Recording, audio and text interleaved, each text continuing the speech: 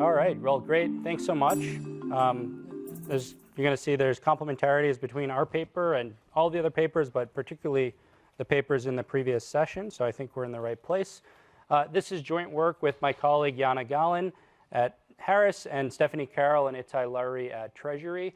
The standard disclaimer applies. These are our views and not the views of the IRS or Treasury. And an apology and caveat that we can't show you our latest results because the government is shut down and we couldn't get our latest results up. But the results I won't show you are even better than what I'll show you today.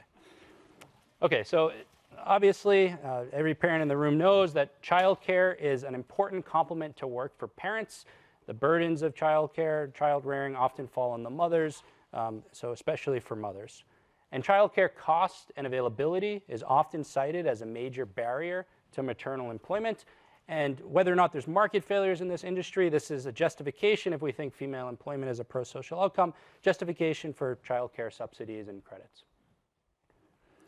But I'm going to show you what I think is a new fact, that there's a weakening link between childcare and maternal employment. And here are two measures of childcare usage. The first, the dotted blue line, is from the CPS. They ask a question about whether your family uses any paid childcare. And you can see, unsurprisingly, that it's down in 2020 and 2021. We know there were huge disruptions in the childcare market, but what is surprising is that it has not bounced back. Paid childcare usage in 2024, 2023, 2024 is still 10% below its levels in 2019. The second line here, the solid red line, is a new measure of childcare usage from the tax data. I'm going to talk more about this, but it's showing very similar trends. Declines in paid childcare usage relative to pre-COVID. At the same time, maternal employment is at an all-time high. These are data through 2023 and 2024. It shows the same thing. This is a tax data measure, any wage employment or self-employment, but you see the same thing in the CPS. And you also see it for hours. And the puzzle that's in the heart of this paper is that these are diverging. It used to be the case that there were positive association between paid childcare usage and maternal employment, and that seems to be broken since COVID. And in particular, we're going to be focusing on 2023 and 2024 when the COVID disruptions are over and childcare centers have been reopened and people have returned to work. So the key research questions we're looking at here is whether there's been a shift in the arrangements to care for children while working, and then what this means for employment and career progression of women and particularly mothers. So in the paper, we are going through a lot more detail of multiple explanations for these divergent trends.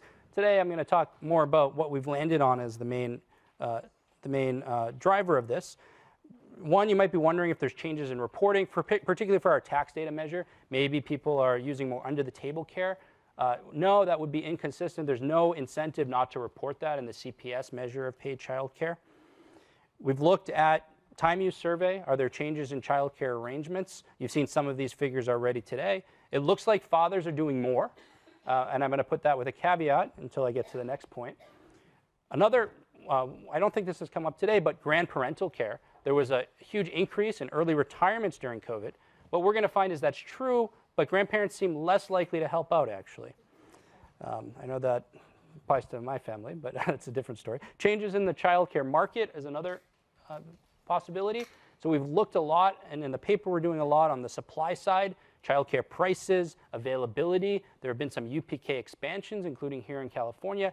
None of this looks first order to us and relative to other things that we're seeing. The next set of possibilities are changes in the nature of work. And there's two ways we're going to look at this. One is that there's been a rise in work in the gig economy, and that's associated with the most flexible types of schedules. At least for gig work in particular, this rise is going to be too small to explain the magnitudes of the trends I showed you, the motivating trends I showed you. And then finally, we're at the remote work conference. Remote work's in the title. This is what we're going to find that seems to be a primary explanation for the decline in paid childcare usage, the single most important factor for mothers as well as for fathers.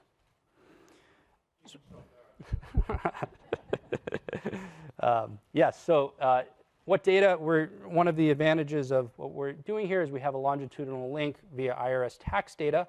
And in these data, we can see paid childcare usage because when you have paid childcare usage and you have a tax liability, you have an incentive to file for the Child Independent Care Tax Credit. You also have a filing obligation of Form 2441 if you have a DC FSA. So you might do this, or your accountant might do this, or TurboTax is doing this behind the scenes for you. We have links to other tax forms. The 1040 self-reported occupation is going to be important for us. We know what firm you're working at on the W-2. We have links to whether or not you're a gig worker or other self-employed.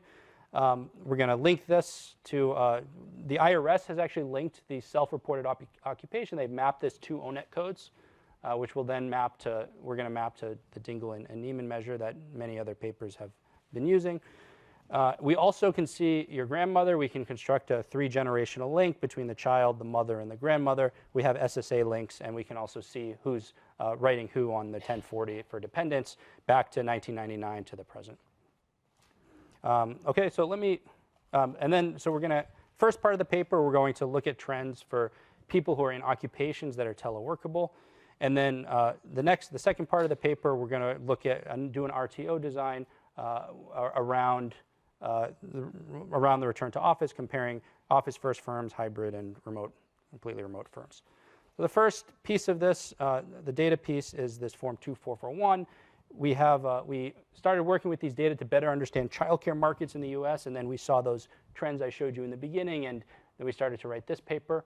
But it's a pretty cool tax form in that you write down the care provider's name, their EIN or SSN, and the amount paid, and we can see this for every child in the household. Occupation on the 1040, so when you fill out your 1040, or when TurboTax does it for you, it might ask you your occupation. It goes at the bottom here of the 1040, and so this is where we can see what occupation the primary and the secondary and their spouse has. The IRS has mapped these to ONET codes. It's an effort Bruce Sacerdote had been working on, and a team using machine learning methods over the past few years. Side note, these are the occupations that the IRS has released that are eligible to have no tax on tips. So it comes from these same data. And we're going to map these. The IRS has done the work for us to map these to ONET codes, and then those easily map to the Dingle and Neiman measures. So here are what those occupations look like. I think this came up in the previous talk. Some of them you might have some quibbles with. We were thinking about focusing on a subset of these occupations. For now, what I'll show you today, we'll just take this off the shelf. These are the most common occupations that are teleworkable for mothers with kids and non-teleworkable. So here are just trends in what is going on with paid childcare usage by whether or not your job is teleworkable or not. This is much noisier in the CPS, but here I think the patterns really pop out. There's a bigger decline. Well, two things to note. First, you're much more likely to be using paid childcare if you were in a teleworkable occupation in the pre-period. Why? These jobs tend to be more likely to be full-time and high-paid, the occupations I showed you on the previous slide. So there's higher rates of usage, but these are where we're going to see the biggest declines in paid childcare usage relative to the jobs that are not classifiable as teleworkable. You might be wondering about sorting. This also came up in the previous talks. We're not finding a lot of sorting among mothers of older children, but there is a 1 percentage point increase in sorting into teleworkable jobs of mothers of the youngest children, ages 0 to 4. There are other changes in the labor market that I've alluded to occurring in this time period. There's a huge increase in mothers who are doing platform gig work. For mothers, this is often going to be delivery or grocery delivery or food delivery. It was 0.5 percentage point in 2017. Now 3.5% of mothers are working in platform gig work. Second trends, there have been trends for a long time in the rising availability of a grandparent home. A lot of this is coming just from the fact that they're more likely to be alive, but also retirements increased during the COVID period. Changes in fathers' arrangements. Fathers saw decreases in employment during the COVID period, but they have higher rates of employment in the post periods. Not quite as high of an increase that we saw for mothers, but there's still an increase here. And there's also a similar, slightly more sorting by fathers into teleworkable jobs than we saw for mothers. So the first exercise I'm going to do here is a statistical decomposition of that decline in paid childcare that I showed you. We're going to compare a pre-period to a post-period. We're going to look at 2022 to 2023 to remove the main COVID disruption of 2020 and 2021. And the question here we're asking is just what is the association between paid childcare usage and each of these factors that I've been talking about, whether or not you're in a teleworkable occupation, whether your spouse is, whether or not you're self-employed. We've looked at self-employed and platform gig work, which I'll focus on here, whether the grandmother is retired, and separately, the grandparental distance from home. And so we're going to regress whether or not you use paid childcare on these factors. We'll add some controls in here too, for mother's age, youngest child age, number of kids, mother's earnings, and the county childcare price, which turns out not to matter at all. We're going to decompose Oaxaca style, the decline in paid childcare, into changes in levels, because the levels of these things are changing around, and changes in the load of these factors on paid childcare usage. So that's going to be from the post coefficient. And so here's what that decomposition looks like. So the very first thing I'm going to show you here is mother teleworkable. What's on the y-axis here is the share of the decline explained. And I'm separating out by changes due to the level and changes due to the beta. And so changes due to the level, there was some sorting into more teleworkable jobs. I showed you in that figure that those teleworkable jobs have higher rates of paid childcare usage. So it would predict, the model predicts that there would actually be an increase in paid childcare usage, so where you have negative explanatory power. But the load factor, the load factor is what's going to matter a lot. So even though you were more likely to use paid childcare before, there's a big reduction in paid childcare usage among mothers in teleworkable jobs. And so that alone is going to explain 56% of the decline. We can attribute mothers in teleworkable jobs to 56% of the decline in paid childcare usage that I showed you. What about fathers? Well, fathers there's two things going on. One, I'll focus on the one further on the right first, whether or not the father is working. So fathers are slightly more likely to be working, and that generally means you need more paid childcare. But the load factor on fathers working, and this is in non-teleworkable jobs, is showing that even when fathers are in non-teleworkable jobs, you're less likely to need paid childcare. So one story here is maybe they're getting more flexibility in regular jobs. But we see a slightly bigger effect, an additional effect for fathers in teleworkable jobs. And so together, each one of the fathers in teleworkable explains about 21% of the decline, and fathers in working explains another 11% or so, and then the total explained by fathers is 35%. Gig work, there's an increase in levels, but it's not quantitatively large enough to explain the decline. And then grandparents are a mixed bag. Here we're focusing on grandmothers. They're more important than grandfathers. Retired grandmothers do less. So you can see a couple of things are going on. In fact, people get a little bit further away from their grandparents during COVID. As they move, they tend to move slightly further away, only about a mile. But that contributes to a decline in the share that's explained. There's an increase in the load factor. But grandmother retired, actually, there's a big negative. It explains much less. And so one story here is that grandparents are retiring, but they're not retiring to help out. Maybe they're retiring for health reasons, and consistent with the Brookings paper by Abraham and Rendell. So we're able to explain with these factors 81% of the decline in paid childcare usage.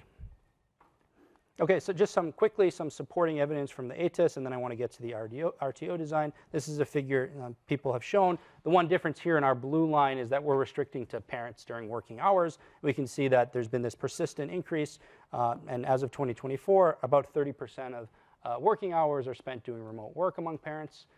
It lines up pretty well with the SWA measure. We see, and I think that we saw this in the previous session, at least the fathers one we saw in the previous session, fathers are doing more, on average about 5 more hours a week. My figure is a little bit different than the one we saw before because I'm restricting to working parents. But you see actually working mothers appear like they're doing more as well, about the same as fathers. The other thing to note is that fathers just have a much, much lower level than working fathers have a much lower level than working mothers in terms of childcare they offer. And then we can also see in ATIS that grandparents are doing less. So all this is consistent with what we're seeing in the tax data. Okay, so teleworkable jobs appear to be a large part of the story of decline in paid childcare. We know teleworkability and flexibility is something highly valued, and perhaps more so today. There's mixed evidence on productivity and careers by people in this room and papers you've seen or will see. And so there's this fundamental trade-off here between savings and child care costs and maybe career outcomes. And so our next design, we hope, speaks to that. So here we're going to exploit an RTO design. Hopefully we haven't reinvented the wheel, but we hand collected, or our A's did, RTO policies. We have the Fortune 500 now. We've gone through public news article searches and transcripts of earning calls. We're extending this to more companies as we speak. We're going to classify firms into 3 groups. Firms that stayed remote through 2024, firms that stayed office first. We have 2 types of hybrid, but today I'm going to group them together. And the simplest design is one where you assign mothers to their 2019 firm and follow them through 2024 ITT. The best case scenario for us is that these RTO policies are exogenous from the perspective of worker outcomes. We've seen papers a little bit that suggest that it's up to the CEO and manager preferences matter a lot. And based on public statements that CEOs have made, that seems to be true, there seems to be some truth to that. But let me, in the interest of time, show you what we're finding. At first, we're seeing big declines in any paid childcare among mothers who work at Fortune 500 firms in 2019. This is bigger than what I showed you before because these are people who tend to make more money, and so you see they have higher rates and bigger declines. So our main event study design is just going to compare firms that stayed remote and firms that stayed hybrid relative to firms that stayed office first.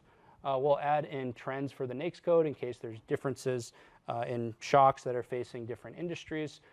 We can add state trends as well in case there's differences across states, as these Fortune 500 firms have people working across multiple states. All of this is defined as of 2019. And we'll cluster our standard errors at the company level. So the first outcome here is the event study for any paid childcare. And so first look at the red one. That's going to be firms that stayed fully remote. And we're seeing there's no difference, kind of as you'd expect in 2020 and 2021. Almost all firms are remote at this time. But then the firms that stay remote through 2024, by 2023, they have a 4 percentage point lower usage of paid childcare relative to the office first firms. We're not seeing as big of a decline. It's not statistically significant for the hybrids, but this is grouping all the hybrids together. And the next set of results we clear will have some gradation among the hybrid firms. And now on to wages. So first look at the red one. So these are the fully remote firms relative to the office first firms. And maybe there's a little bit of a penalty here. Results are noisy, not statistically significant. But actually, we're not seeing that there's a penalty by 2023 and 2024. For hybrids, it's a similar story, although it is significant early on. But we're not finding statistically significant differences, although some caveats here that this is noisy. We have some other designs we're doing comparing parents to non-parents in the firm. Then we can have the firm fixed effects or fathers and mothers within the firm. We're not seeing as big of reductions in paid childcare usage if you're a father at the Fortune 500 firms. So there's just some other designs that we're working on. Here's a tabular version of our results looking at the average in 2023 and 2024. So you're seeing that decline in paid childcare usage, the average reduction in expenses, although this is going to be underestimated in the tax data. We're not seeing any differences in the probability of working. Again, this is the ITT design, so we're not conditioning on you working in other periods. We're not seeing statistically significant differences in wages. The remote one wants to go positive. The hybrid point estimates go negative. We have also looked at fertility. So the sample here are working mothers. These are all women at the firm. And then we're looking at whether they have additional children. And here we're finding small but statistically significant negative effects. So one story here could be that if you are spending more time with your kids at home and trying to work at home, maybe you're deciding not to have an additional child because you're already pretty time constrained as is. One other set of results we have, we looked at attrition at these firms and is it differential by whether or not you're at an office first or remote or a hybrid firm. It is. You're much more likely to leave the firm if it's an office first firm. Only 42% stay compared to the remote where 48% stay. And so one story here is that the office first ones are almost mechanically going to be sorting to, even if they picked a firm at random, they'd be more likely to pick a hybrid or a remote firm. And so we might be biasing us downwards. Now there's some caveats with this, but this is we're focusing just on the job stayers, and it's suggestive that we're seeing suggestively much larger effects here, bigger reductions in paid childcare usage. And and we're not seeing a wage penalty. In fact, it looks like it's, again, there's almost a premium. This is suggestive of a premium, not a penalty on wages. All right, so I'm out of time. Looking forward to the discussion. I'll end it with just this quote from Golden in a 2014 AAR paper. She said, to close the last chapter of the gender pay gap, something needs to reduce the conflict between inflexible job demands and motherhood. She wasn't thinking about remote work at that time in 2014, but maybe remote work might be it. So looking forward to comments and discussion. Thank you.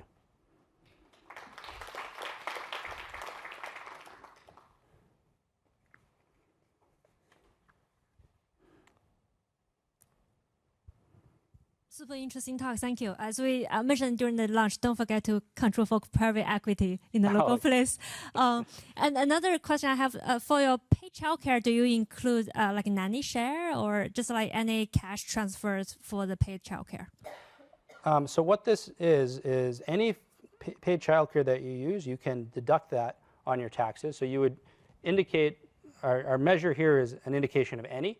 And then we had the intensive margin measures of how much you're listing. We think that how much you're listing is probably underestimated because you might have other forms of childcare on top of what you tell the IRS about. Not saying I do, but I don't know if does that answer your question? What is being measured in the 2441? And then the CPS measure should be comprehensive.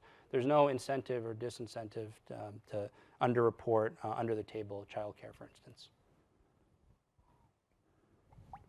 Nick? It's great. You have this is. I want to ask a question. It's almost like another paper you could write here if I understand it, which is you look at the effects of RTO on attrition, and you have all the employees in these Fortune 500 firms.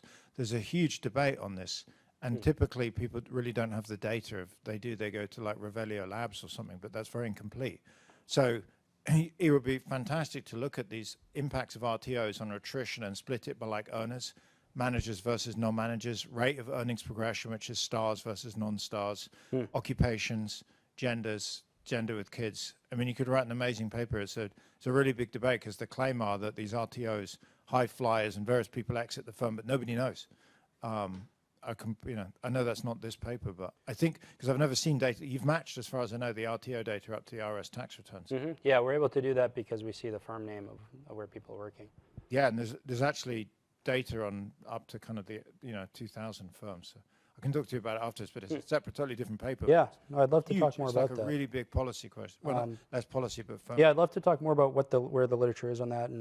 Because right now you're finding RTOs are causing attrition of what, women with kids? Is it just to understand? So this is for mothers, but we could look at women more broadly or the different groups that you mentioned. Okay. Yeah, but this is for parents, mothers. Chris.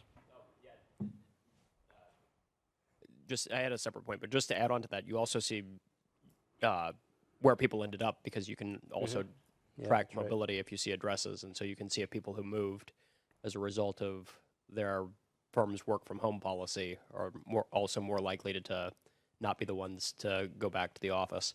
I had a point about the decomposition, which is I think that when you are looking at fathers who are in jobs that are non-remote, there are big changes in the wage structure for those jobs here. And I'm wondering if higher pay at the low end of the labor market, which is where most of those non-remote jobs are coming from, allow you to have sort of a joint household labor supply decision to where mothers are more likely to stay at home if fathers get big wage bumps if they have to go into central or frontline jobs. Yeah, I threw this under the rug a little bit. We are not looking at the extensive margin in that because we need to know your occupation in 2019. And so we need to know if you're in teleworkable occupation in 2019 or not. So those are all mothers who are working in 2019, or women who become mothers are also in there too. I think we could do a bit more on the extensive margin. There were some other papers focusing on that maybe had better designs in order to do that. But that's interesting. And we could also look at wages. I think if wages are increasing, you'd expect people to be able to afford paid childcare, conditional on them increasing faster than prices in paid childcare. So there have been increases in prices. We've looked more at the supply side as well. I didn't have time to talk about today. but the interplay of wages and prices at the state, we could think about at we can think about more. Yes, please. I was curious about the role of informality. Mm-hmm. I understand that this are especially women working in different kind of companies, different engaging. You're talking about on the supply side of the childcare market? Yeah. So this is something you probably don't list your informal care to the IRS. So that's a limitation of the paid childcare measure. If I go back to the first slide, you can see there is a level difference between what the CPS shows and what the tax data show. Yeah. So we think like part of this is, part of this is going to be informal care that you're not telling the IRS about. It's not. I think when we first made this, we said, hey, the IRS data is not that bad. I think what a lot of times people have informal care, they also have formal care on top of it, and that can report that formal part to the IRS. What's most important for us, though, in this paper is that we're seeing similar trends across the two. The decline in paid childcare between 2020 and 2023 in the tax data and the CPS is 10% in both of these.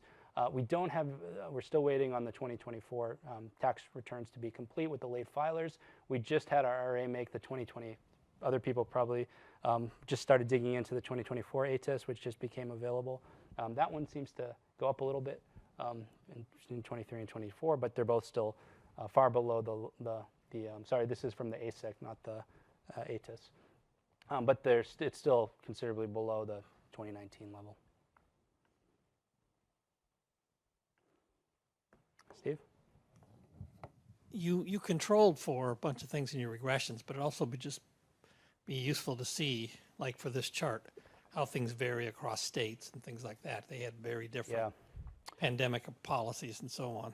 So I can tell you, we have a state figure, and it's cleared, so I can talk about it. Every single state has seen a decline in paid childcare usage. It is bigger in some states relative to others. And so we've been trying to think about what might cause some of these differences.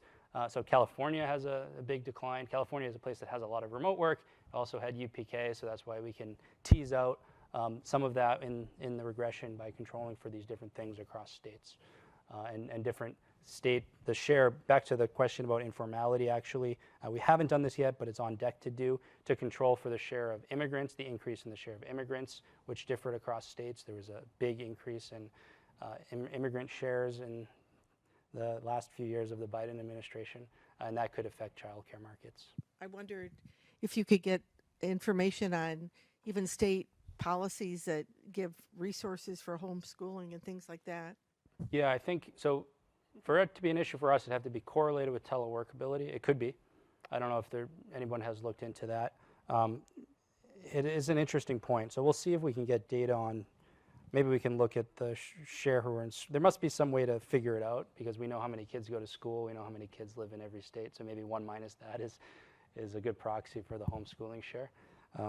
Thanks for that. I think we can probably do something there to see if it's related.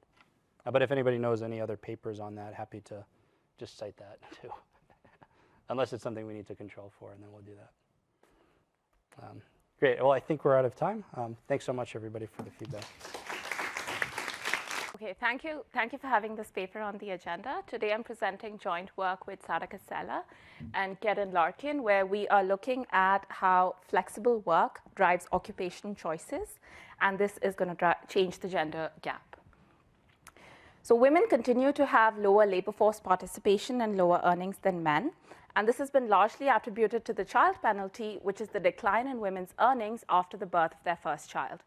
And the literature argues that occupational structure is key, specifically the presence of greedy jobs where there's nonlinear returns to hours. So men tend to be overrepresented in these jobs. So this might be being a physician or surgeon, being a firefighter, being a lawyer. Men are overrepresented in these jobs, and these jobs are such that they reward long, continuous hours and inflexible work schedules, which are incompatible with childcare responsibilities that typically tend to fall on women. This leads to lost wages and lost human capital accumulation for women over the life cycle. The question we want to ask in this paper, and more generally in our research, is how will large changes in labor market flexibility affect this division of labor? The application I'm going to show you today is going to be working from home, but we could also look at other disruptions such as AI adoption. First of all, I want to show you that there is occupational sorting into linear versus nonlinear occupations. So if we take the occupations by hours in the CPS, rank them according to hours from highest to lowest, and we just take above median, and that's our definition of nonlinear occupations, then we find that women tend to be in linear occupations rather than nonlinear, and this hasn't really changed over the years. Remote work adoption can be seen as a permanent change in the structure of jobs. We study how this is going to change household, occupational, and labor choices, specifically how women are going to possibly go more towards high return occupations, and then how this is going to lead to long-run adjustment of the labor market. What are the implications going to be for gender gaps in hours worked, human capital, and earnings over the life cycle for everyone? How are we going to do this? We're going to build a heterogeneous agent model with occupational choice and labor supply. We are going to highlight the role of occupational sorting in the persistence of the gap, and we're going to study the effect of change in work from home flexibility. What's going to be novel is that we are going to allow for occupational switching throughout the life cycle as well as initial choices.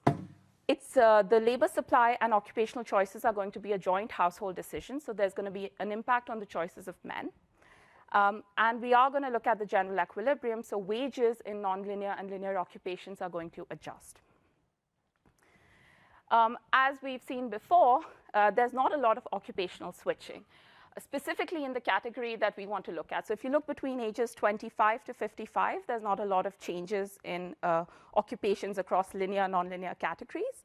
But specifically, we are interested in women switching from nonlinear to linear occupations, and this is about 3% in the data. And Nick, this is also overstated because in the CPS, if it's a different interviewer who goes to the respondent, they might classify the same occupation differently in the following year. So what this means is that we are going to see effects only in a very long run, right? And for that reason, we're going to write a model. The model is going to be a life cycle model with 3 distinct stages. There's going to be an initial period where before observing your productivity, you make an occupational choice. And there's couple formation, which is going to work through assortative matching. Then we're going to enter the working life of the couple, where they make choices about consumption, savings, and whether they want to switch their occupations, each person. During this period, you have stochastic arrival of children. We don't model fertility. And at the same time, your human capital updates with some shocks. So you might accumulate human capital. The retirement period is fairly simple, where you solve a consumption savings problem with some probability of survival. I'm going to talk mainly about the working life and then a bit about entry. And we're going to skip retirement because for time. So during the working life, you've already formed the couple. There's a male, a female. They're both of the same age. They work for JW periods. We assume the household is unitary, so it makes decisions together about consumption, savings, hours supplied by the man and hours supplied by the female in every period. We have a CRRA utility. So K is the number of people in the household. Utility scales by K, and the consumption is divided by all the K people in the household. There's a risk aversion. And we have this utility from hours worked, which is also convex, and we assume it's the same for men and women. Now, at this point, every household member already belongs to an occupation. We assume that there's one nonlinear occupation and there's one linear occupation for now. And there are some switching opportunities that arrive through your working life with some probability that is determined by where you are in the life cycle and the occupation. And switching is subject to a utility cost. Households have to choose their labor supply. These we keep as not working, working part-time, working full-time, and working overtime. When you work, you earn. You earn a baseline wage in the occupation, which is different across nonlinear and linear occupations. You have a life cycle return in the occupation, a life cycle trend. And then you have convex returns to hours, which is different across linear and nonlinear households. In addition, you have a productivity term. This is AR1 with positive drift, and the drift depends on the hours worked. So what this means is in the static, when we look at the static setup, we already have higher returns to hours for nonlinear occupations, but because the positive drift of the productivity process depends on hours as well, there's also going to be dynamic returns to working in nonlinear occupations. Households enter this period with either no children or a young child to match the data. Children arrive stochastically in our model. We don't track the ages of children, so what we do is we basically say that you might be in the young state or the old state, and there's some switching probabilities, again, to match the shares in the CPS. On retirement, the children leave, you go back to having a household with 2 members, and we just track 1 child, which is the youngest child, for consumption equivalence purposes. So you can have K is 2 if you have no children, 2.25 for a young child, 2.5 for an older child. Childcare has a utility cost. This depends on both parents' hours and the child's age. We don't say whether it's costly or whether you like to enjoy time with your children. We're neutral about that, but you can take it, as Steve said, that you like to have time, and that's a utility cost. The people like spending time with younger children more, both men and women. Women like to spend time with children a bit more. And then what we have is for the whole household, we have a parameter which captures the childcare costs, and we're going to assume that as 1 in the baseline, pre-COVID, and then we're going to have that scaling down the whole household's childcare costs in the work-from-home economy after COVID. Going back to the initial career choice, before forming this household, each person has to choose an occupation. They haven't observed their productivity yet, but they face some cost barriers. This is to capture anything that's not the child penalty in the wage gap, in the gender gap, and they agree on the expectations across different productivities, different occupations, what's going to be the initial value function. And also, your choice of career is going to affect your match. There's going to be a bit of taste shock, so everybody doesn't choose the same, doesn't make the same choice. But nonlinear is going to have positive assortative matching with nonlinear and linear with linear. We don't really model the production side. We just keep some representative firm because we want the labor market to clear so that we can have wages adjust. But basically, the firms have some elasticity of substitution between nonlinear and linear occupations, and men and women are the same to the firm. We can change this later. On the calibration, are there any questions about the model at this point? Sorry, save it till the end, okay. So we then take this to the data. We keep standard parameters for preferences and demographics. We match to the data. We could have these internally calibrated, but we don't right now.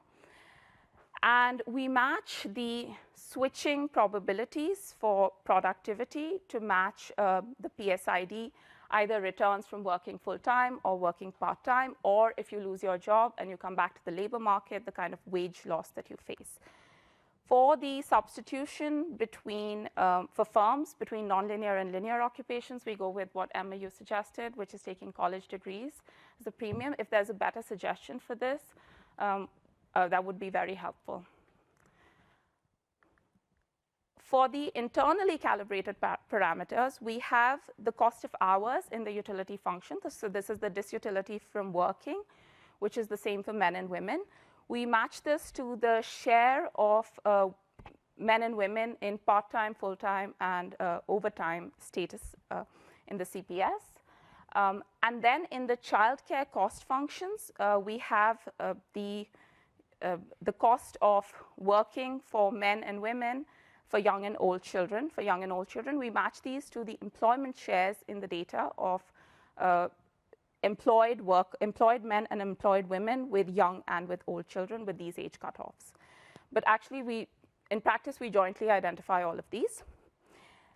And then we have this deterministic life cycle profile of the occupation, looking at men to back out the parameters in the nonlinear and linear sector. So there's one which is a level difference in linear, nonlinear.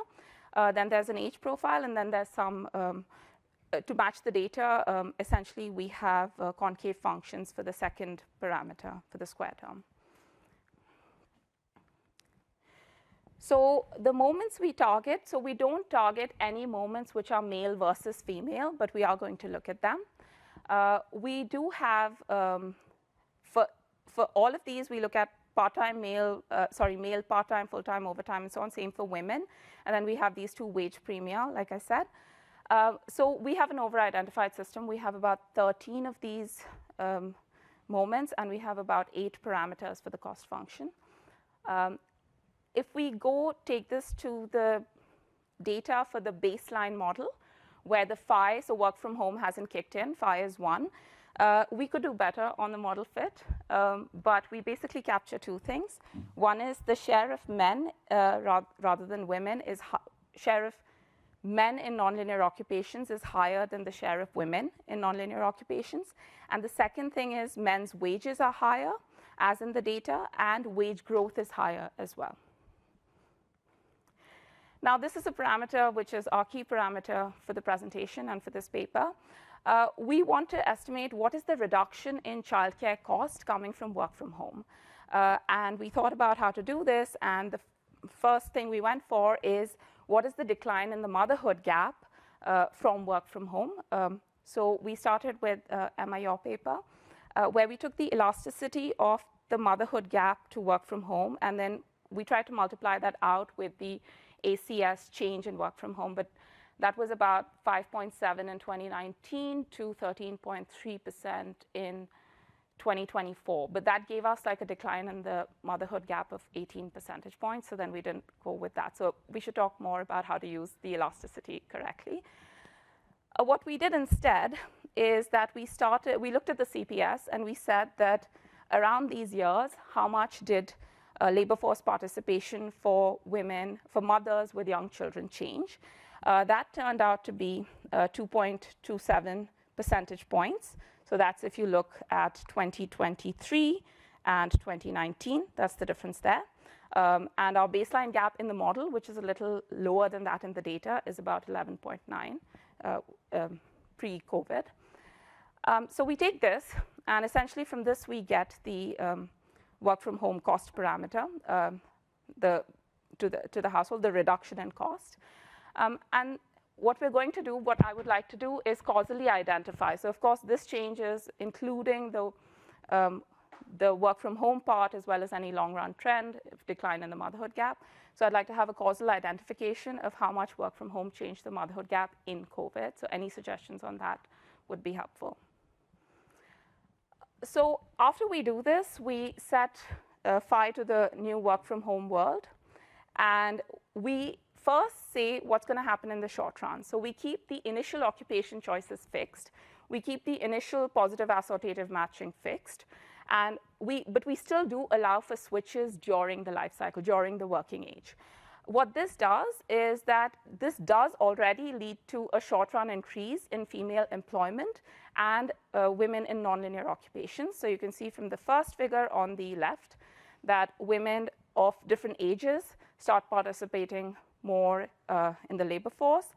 The share of women in nonlinear occupations goes up as well. And men switch out from nonlinear to linear occupations. One, because the childcare costs are lower. Second is because of the income effect. Okay, so that's in the short run.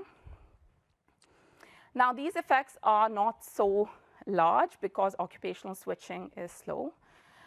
So what we do then is we go to the long run, where we allow initial occupation choices to adjust as well, and positive associative matching to happen again, where nonlinear pairs with linear and linear pairs with nonlinear again. What happens now is women tend to there's an increase in women choosing nonlinear occupations. Men start choosing linear, and because of this, we're going to have, when these two combine, we're going to have an increase in the joint linear households that you can see in the left graph on the first yellow bar. there's going to be more linear households. Now, because more women enter nonlinear occupations, this is going to push down the wage premium of working in nonlinear occupations to linear occupations in the long run. And actually, linear wages relatively are going to increase. Men still have higher employment, so they're more likely to work in nonlinear occupations over the life cycle. So this is the third set of bars, the third bar there.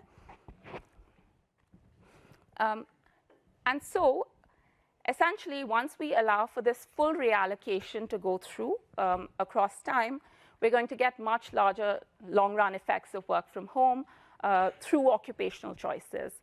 There's going to be a significant shift for female employees. They're going to have higher employment, higher hours. They're going to be working more in the nonlinear sector. Wages are going to adjust, and this mutes reallocation a bit, except that men still go from nonlinear to linear occupations here. So we can see that here women tend to increase hours, particularly during the years in which, during the ages in which they have peak childcare costs. And we also see on the right panel that there's a new pattern of occupations over the life cycle. Women shift a bit to from linear to nonlinear occupations, and men relax, maybe a little too much in our model. They relax towards having lower shares in nonlinear occupations and more in linear. So I'm going to skip the conclusion so I can get your feedback. This is work in progress. And thank you for your attention, and I look forward to your questions.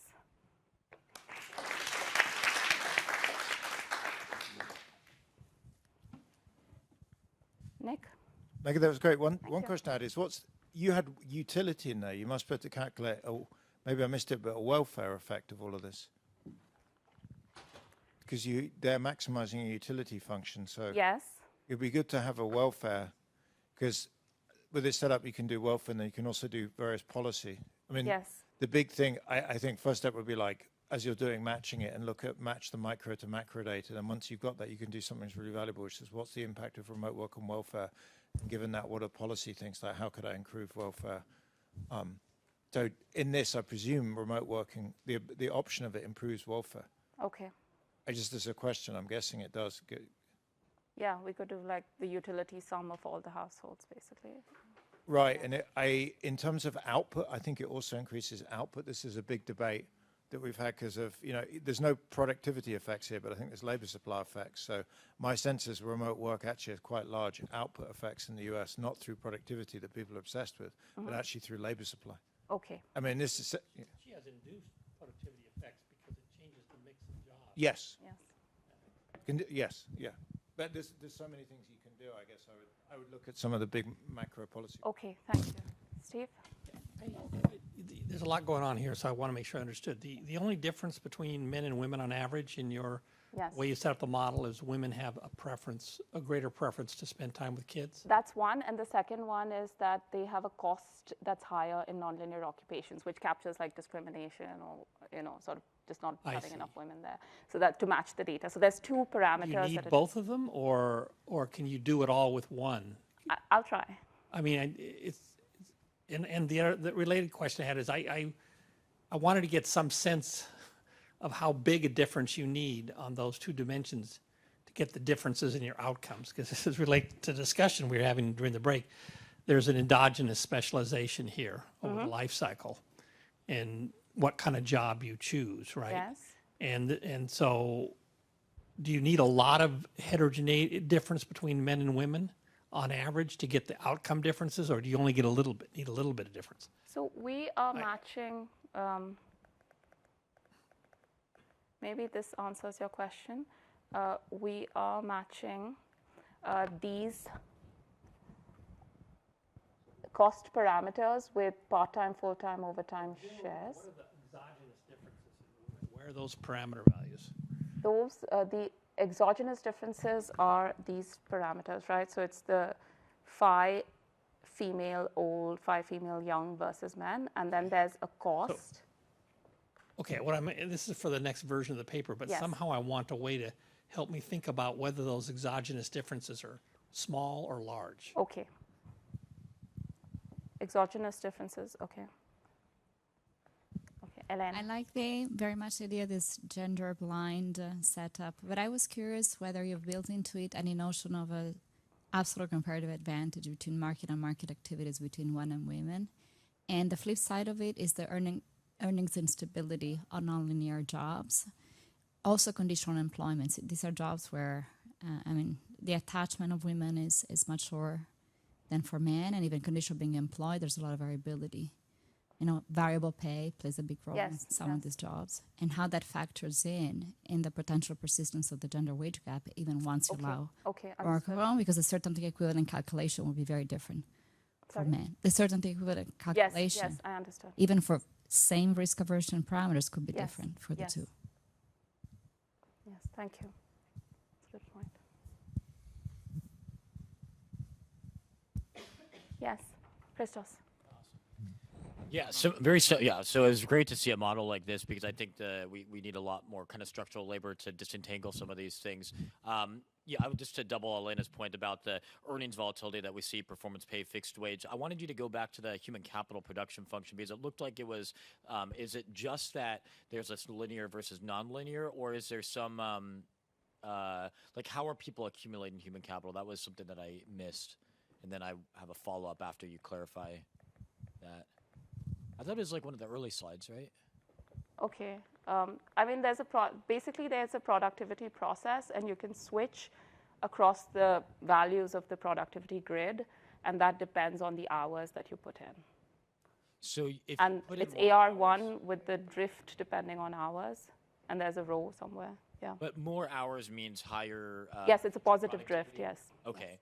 Yeah, because the kind of debate, like the learning by doing, Ben Porath. Exactly. Yeah, exactly. Okay, so as long as there's some way of... It's human capital accumulation. Yeah. Yes, exactly. Yeah. Oh, and then this is a quick comment, was about the, you asked a question, I think, to us about, is there something in the short run that you can use to capture, I forget how the causal effect of work from home on the motherhood gap or the gender gap to match for phi. Yeah. So we can talk about this more, but there's a lot of variation. This came up in prior talks as well. State level variation and within state variation on childcare regulation. Some of it is about just like reopening, not reopening, but there's also just like the ratios that some states mandated on number of kids to staff. There's a lot of variation there, and so I can share some data with you that. Okay, thank you. To that regard. Thanks. Yeah, awesome. Emma. A couple of thoughts. I really appreciate that you tried to use our estimates.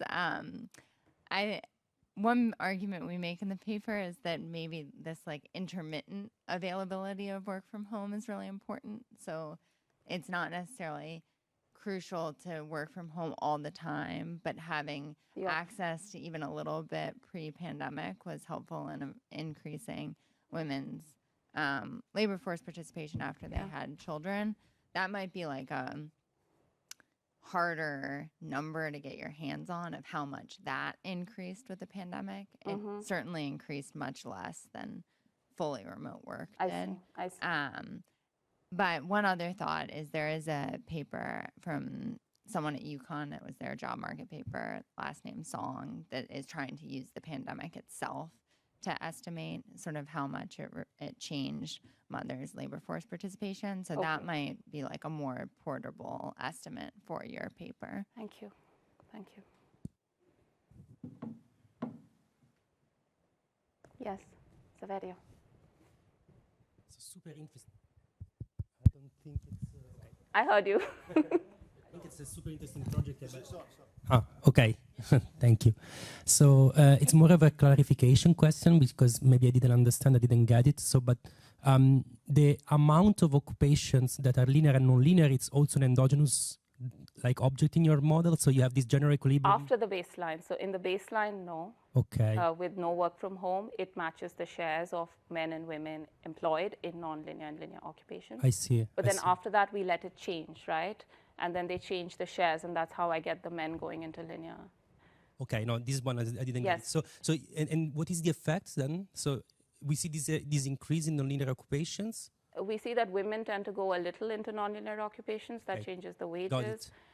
men have an income effect and childcare costs going down, so they switch more to linear occupations as well. Yeah, so thank you very much. Thank you.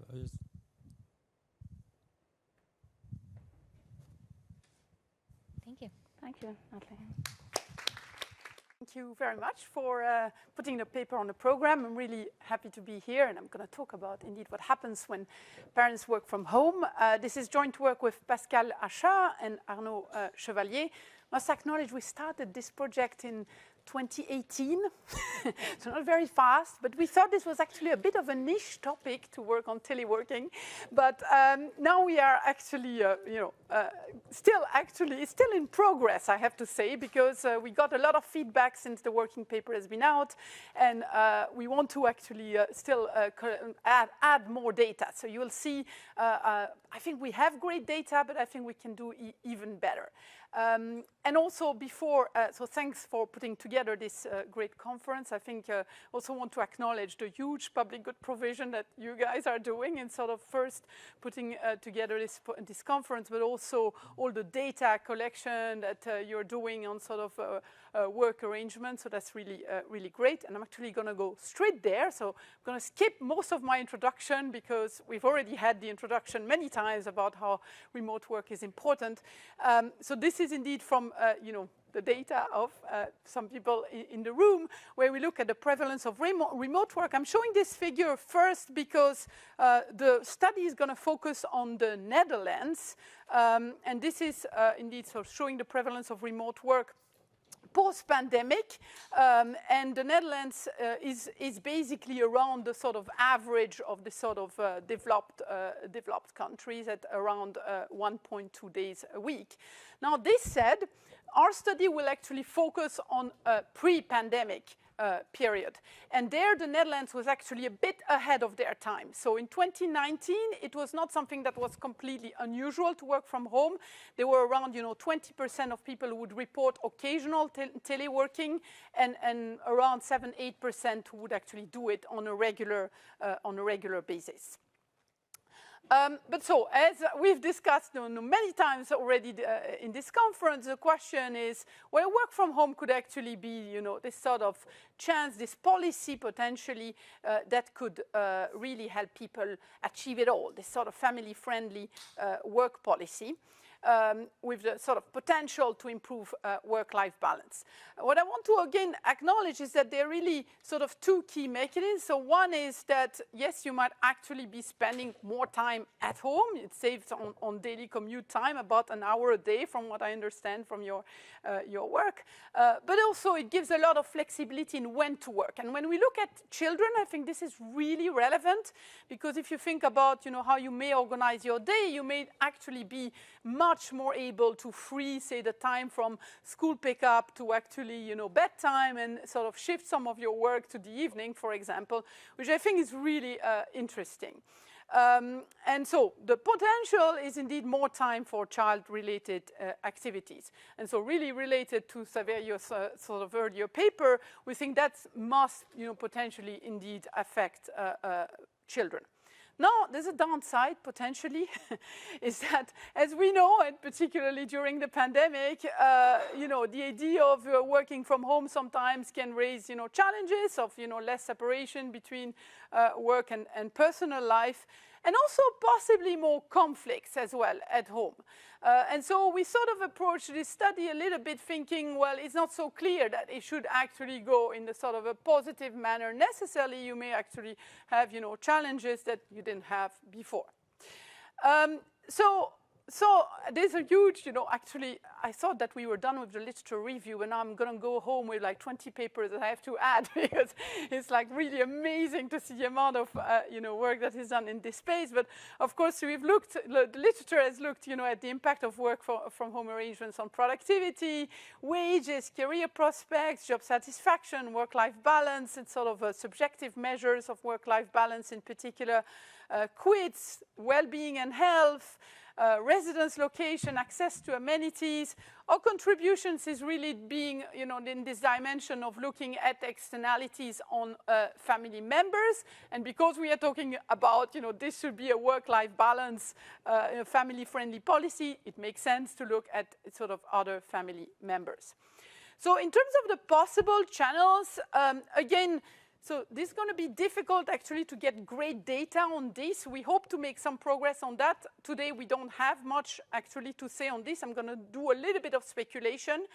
But, there could be several things going on. One is that, yes, you might be actually able to sit with your child, read to your child, do sort of direct, tutoring of your child, and that might be beneficial. But it would also be that you're just there, right? And so you can make sure that they don't, do silly things and that they may actually be sitting down and do their homework without necessarily really being present, next to them and reading with them, for example. So what do we do? So we look at the impact of, working from home arrangements on children's educational performance. So again, this idea of looking at human capital formation. Now, the identification strategy that we have, I think, is quite interesting and quite, different from sort of using the pandemic, is to rely on variation in working from home provisions in collective labor agreements in the Netherlands. And so I'm going to tell you more about, what this strategy is. But what we think is really nice about this experiment is we are really going to look at a variation from people being like mostly fully remote to move to a situation where they might actually be in the sort of hybrid setup with like one day at home that they spend instead of being in the office. And so we think, when we look at the impact on children, we think there are lots of challenges with using the pandemic as an experiment, because as we know, schools were closed. We talk about, long-lasting impact of the pandemic potentially for children's educational development. And so we are a little bit, we think it's kind of nice to be able to actually look at this pre-pandemic period. Again, I don't want to raise this pre-pandemic, but having in mind that the Netherlands was not a country where, nothing was happening. And so there was some sort of use of teleworking before. Okay, so context, the Netherlands, so the teleworking provision are actually taking place in collective labor agreements.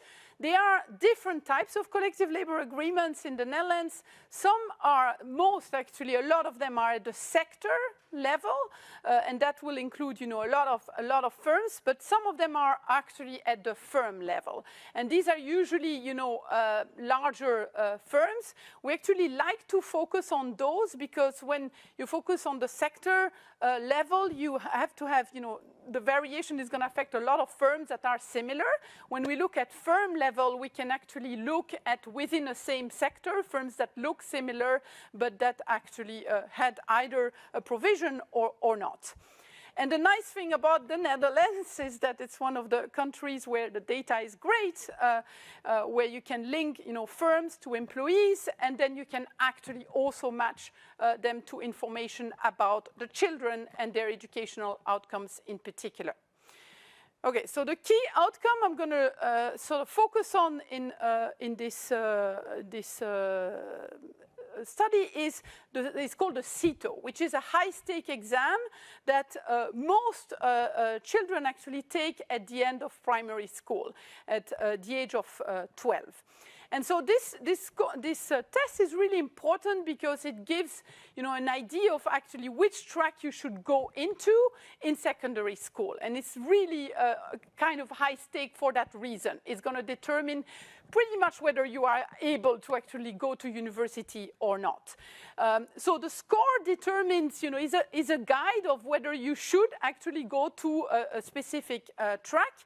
And then the teacher will actually, usually based on that score, but also sort of private information they might have, will make a recommendation. Again, none of them is strictly binding, so parents can still decide to actually do something else, but the correlation is very strong between the CITO score and what the children end up doing. And just to show you a little bit sort of more detail, so in the Netherlands, there's a sort of primary education that goes on until the age of 12, and then you have basically 3 possible tracks for secondary education. So they track quite early on, and it is really quite important, because if you want to attend university, for example, you have to be in the higher track, and it's called pre-university education. The middle track, you can still do some higher education, but it's called higher vocational education. And then the other one, the lower tracks, the type of education that you can do afterwards is not going to be sort of higher education.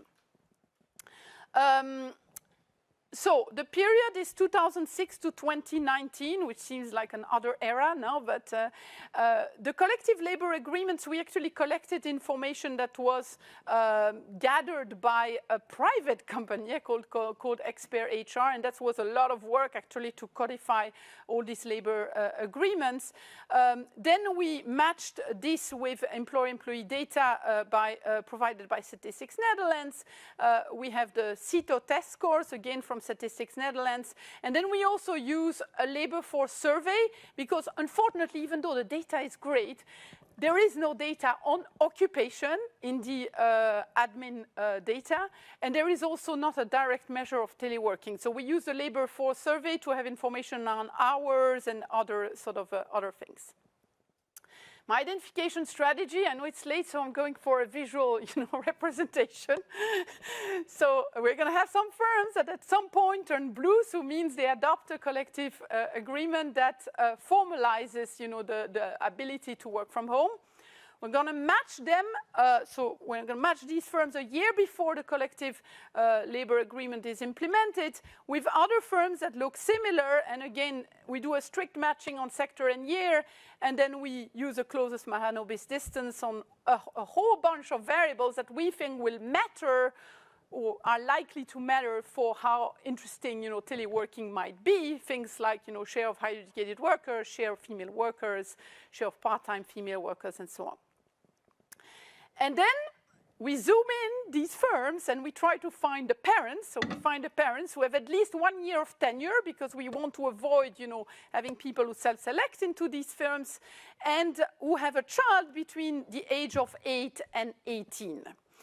So we have repeated observations, obviously, on the parental income, so we can do a sort of traditional diff and diff for them. For the children, obviously, each child is only taking the CITO test once. So what we have to do, and what I think is quite nice, is that we can compare the children who were basically too old to be affected by the change in provisions to the children who are actually young enough to be able to be affected.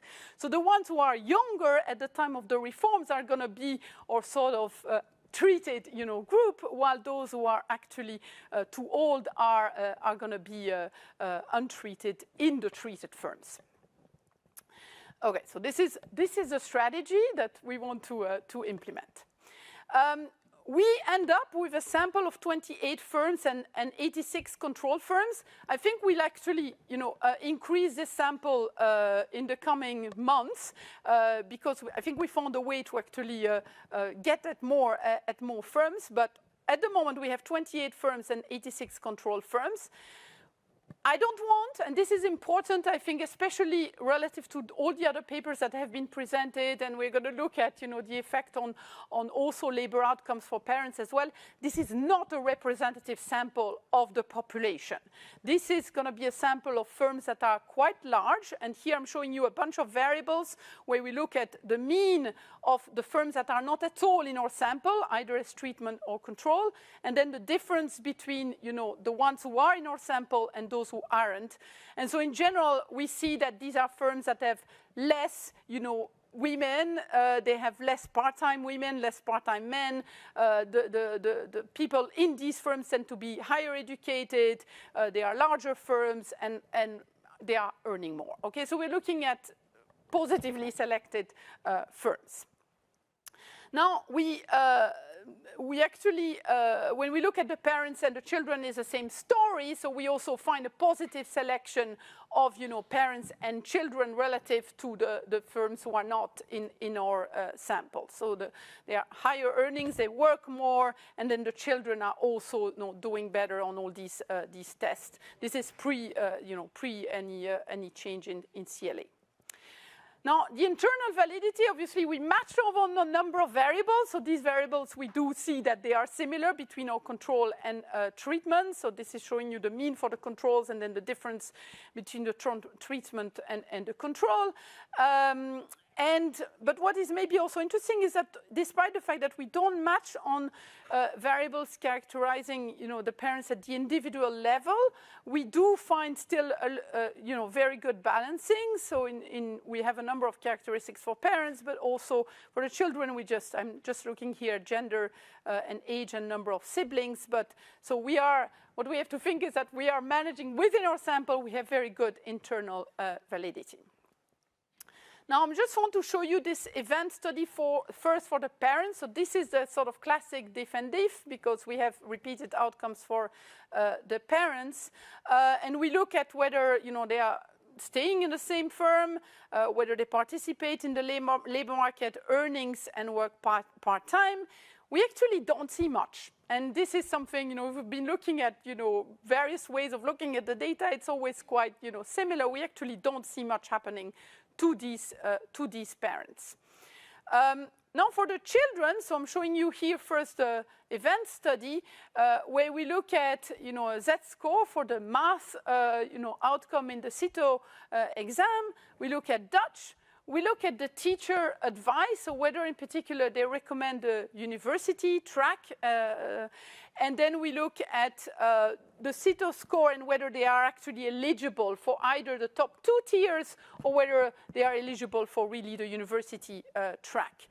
And so on the x-axis, what's important to realize, this is really the ones on the right are the ones who are going to be treated. So we're actually taking their CITO test after the CLA has been changed. So 1 year, 2 years, 3 years, 4 years, and so on. And what you can see is that we do see some evidence of a positive impact on these test scores, and particularly the margin where this seems to be happening is actually on the margin from the lowest tier to the middle tier. I'm going to show you now sort of regressions now where we can control for a lot more things. So again, it is like a diff and diff, except that the post here is really looking at the age of the child, whether they are young or old.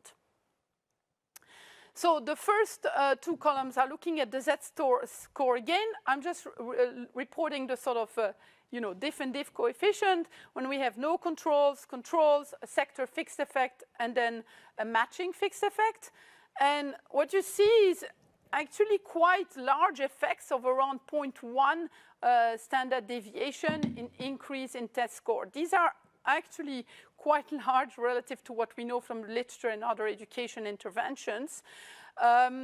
We don't find a direct impact on the university track recommendations, but we do actually see, again, so this effect that we saw in the event study, that this seems to be really at this moving people into the sort of middle tier from the lower tier by about 5 percentage points. So they are more likely to go there. And you can see that also controlling for things, even having, this sort of matching fixed effects, we actually still find relatively robust estimates.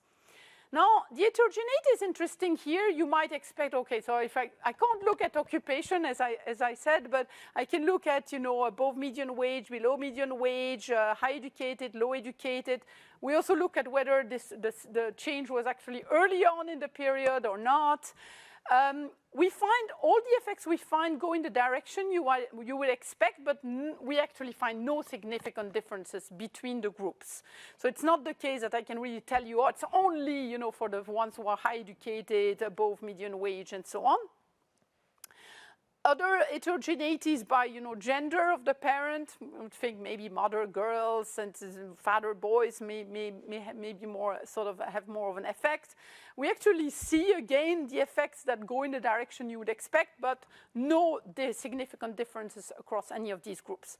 So coming back to the mechanisms, which we think we can speculate a little bit, but it seems to me that the story doesn't seem to be that the parent is really sitting with their child and doing homework, but maybe might actually be, it goes more in the direction of maybe they are present rather than actually doing a lot of direct, extra direct tutoring. I want to talk a little bit about the placebo analysis because, of course, this collective labor, agreements change not only one thing at a time often, and there could be other things going on. So we look at other provisions, particularly provisions that give more flexibility to employees, but that are not directly related to or are not increasing the amount of time that parents may be able to spend at home. And we don't find anything. So whether they can take, leave for taking care of another family member, whether they can split the parental leave. So again, this is holding the number of months constant. We don't find anything. And then we also looked at whether, well, what if we assume that the change was 3 years earlier? Can we actually see anything? And we don't see anything. This is in panel D. Okay, I just want to finish by looking at the impact on teleworking. So this is coming from the LFS, so much smaller sample here on the labor force survey. But we do see that in our sample of parents in these firms that are part of our sample, we do see quite a significant increase in the probability of teleworking by 17 percentage points. We don't see, the hours work is actually increasing, but it's not statistically significant. And then we interact basically in the blue box. I'm looking at only treated firms to not show you a terrible table. It's already a quite complicated table. But we just want to look at, before and after and interact this before and after with a bunch of variables. And as you would expect, maybe we see that it's particularly this effect of increase in teleworking is particularly pronounced among people with children. And not so much actually women or educated and so on. Okay, let me finish. So we see evidence of positive impact of work from home provisions on children. No strong evidence of heterogeneous effects. And we also see that the labor outcomes, things like hours, earnings, and all the things we look at for parents remain unchanged. Yeah, that's it. Thank you.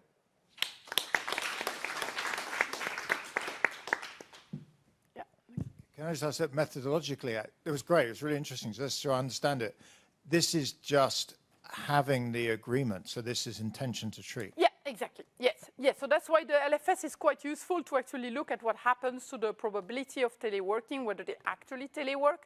And also, we were worried. Wait, what, the LFS I thought was labor force supply. No, sorry, labor force survey. So okay. This is actually where the only place where we have information on telework. So the coefficient on the, you should then scale up, I guess, the treatment effect by that if you wanted to look at the directive, just magnitudes. Yeah, yes, but then the effect looks really large, and that's why we are a little bit concerned about doing this. Also, the LFS here is asking about, whether people have done, teleworking in the last week, and so it's not exactly, we don't have.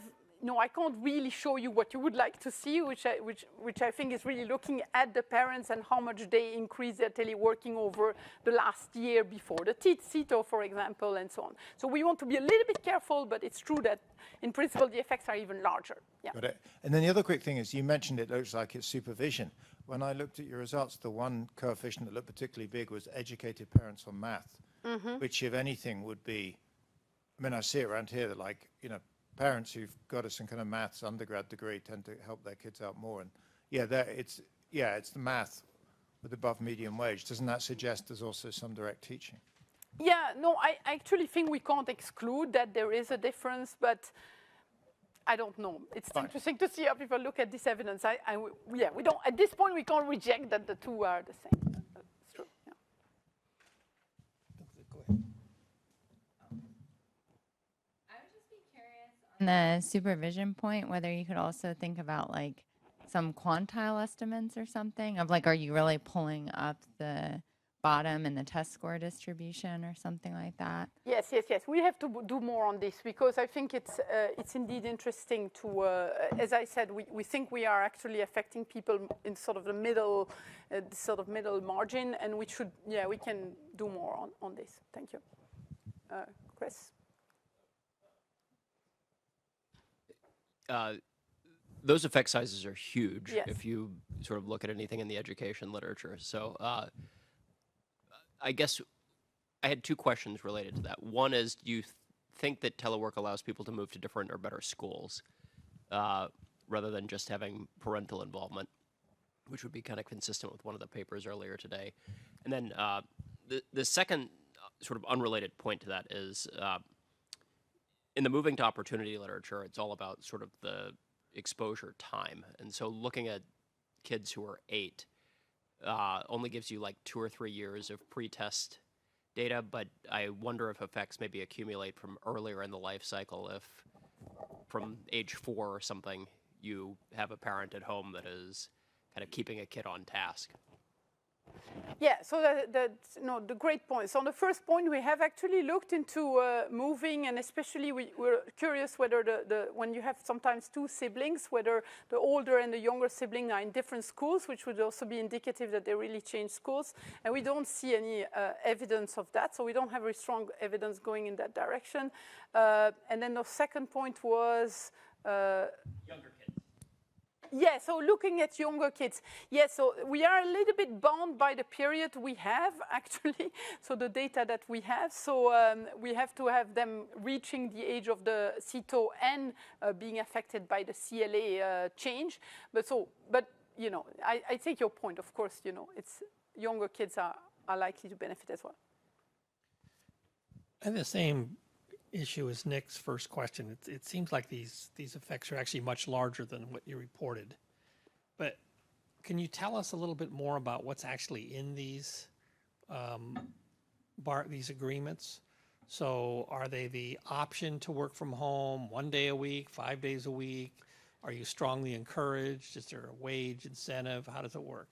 Yeah, so the collective labor agreements are it's going to be quite generic. So it's basically formalizing, you know, the option of actually being able to work from home.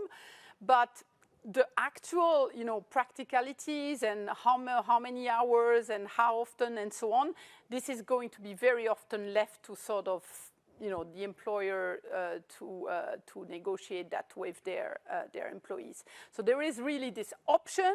So it's formalized in the agreement, but it's not like it's written. Oh, you can work, you know, 3 days a week. It sounds like it's sort of a soft intervention. Yeah. And still, you're finding what looks like a very big effect. Yeah, but I think it's also a shift. Like it's really, I think, really a signal, you know, to the employees that now it is acceptable to actually work from home, and so that could actually shift quite significantly behavior.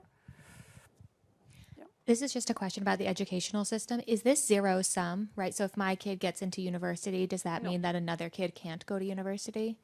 No, I mean, so there are constraints at some point, but no, it's not at all sort of a competition in that sense. No, there are not a limited number of spots in the top tier. Yeah.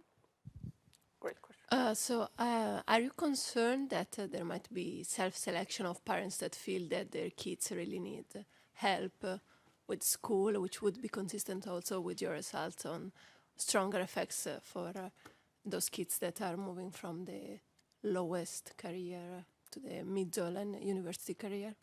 You are concerned that they are... Like a self-selection of parents into working from home when they feel like that their kids really need some help with their home. No, of course. But that's why, I mean, the results that we report are intention to treat, and so we are not looking at only the ones who actually change their practices. Yeah.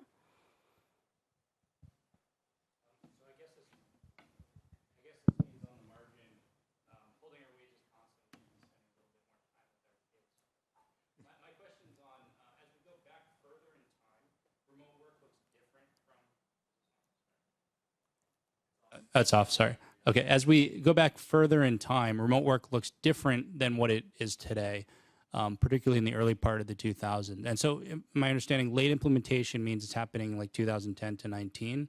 Is that what that is here? So the effects seem bigger there. And I wonder if could it be something like the firm is giving you get a better computer at home because you can work from home, and then the kids are using that computer? Could it be something, could that have something to do with it? And is there anything about technology in these collective bargaining agreements that you could use, or the different types of industries or occupations, if they might be using a computer, or telework means they're doing it on the phone or something like that? Yeah, I mean, that's a super interesting point. I really don't see much of a difference between the late and early, but I think it's certainly an interesting point of how the technology changed and so on. So again, I think there was the internet was around for since like the end of the 90s, right? So it's not as if that meant no computer when you were working from home in the early 2000s. But yeah, I think there could be something more interesting going on, but at this point I don't see really a difference between the early and late, so I don't want to make too much of it. Yeah, or maybe interactions with broadband. I know people have used that in some of this literature. Yeah, that's good. Thank you. I think I'm out of time. Thank you. We have a half-hour break, and we'll be back at 4:15.